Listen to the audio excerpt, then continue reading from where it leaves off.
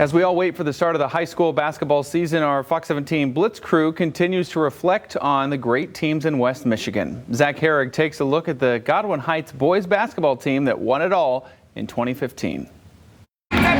The stakes were high for the Godwin Heights boys basketball team going into the 2014-15 season. A little bit of pressure, but we didn't really get down into it. Tyler Whittemore entered his first season as a varsity head coach after years of coaching at different levels in the Wolverines program. We were all in our 20s. All the coaches were in our 20s. We were the youngest coaching staff probably around. And with so much talent returning from a state quarterfinal appearance a season prior, the coaching staff definitely had their work cut out for them. That was crazy. I don't know who to play, when to play, and starting and things like that. After falling to Benton Harbor in those state quarterfinals a year prior, senior Delaney Blaylock and other returners had that motivation to make it even further. And we were just so hungry.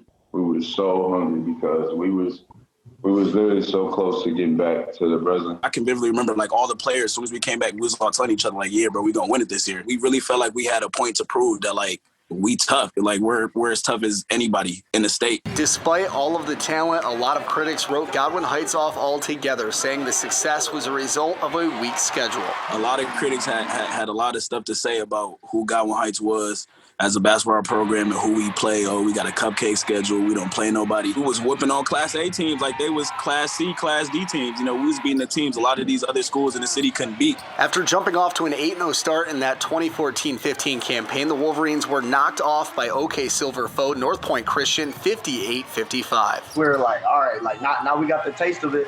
And, we love the flavor of winning, but, boy, we hate the taste of losing that much more. The Wolverines would then collect 11 consecutive victories going into the state playoffs at 19-1 overall, winning those 19 games by an average of 24 points per game. They get the victory and improve to 11-1 on the season. I think one thing that really separated us from other teams is that we knew we had the talent, but we also knew that wasn't enough. A lot of the players just went out and just played with no hesitation. There was no egos. There was nothing. Everybody just went out and played. I think team chemistry was number one, and then talent was just 1B. The Wolverines were one of the favorites in Class B to win a state title that season, but right away in the district final against Wayland, they were tested. Man, it was right down in districts when we had to play Wayland, and they had all their horses, and man, they were a really, really good team, very well coached. We had to thought okay, who's next? We beat this team, who's next? And we never really looked ahead.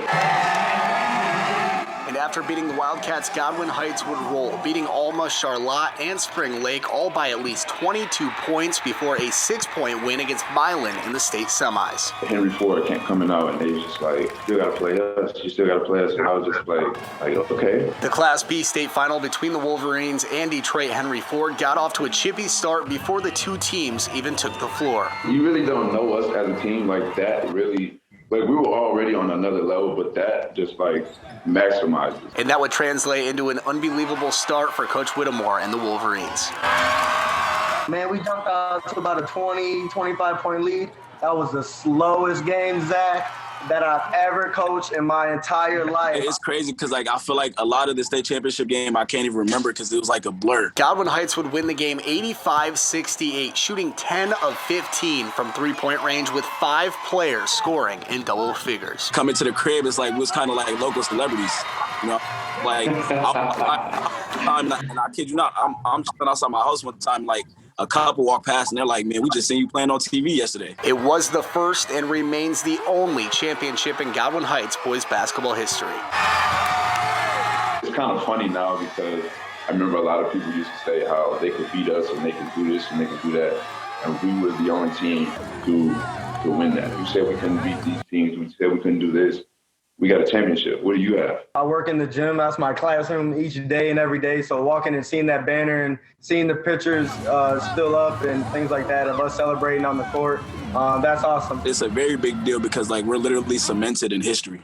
You know what I'm saying? Not only just with Godwin Heights, but in our city. And that team is still doing big things as Blaylock continues to play professionally overseas in Ukraine, while Kella is a member of the Godwin Heights coaching staff. Reporting from Wyoming, I'm Zach Herrig for the Blitz Rewind.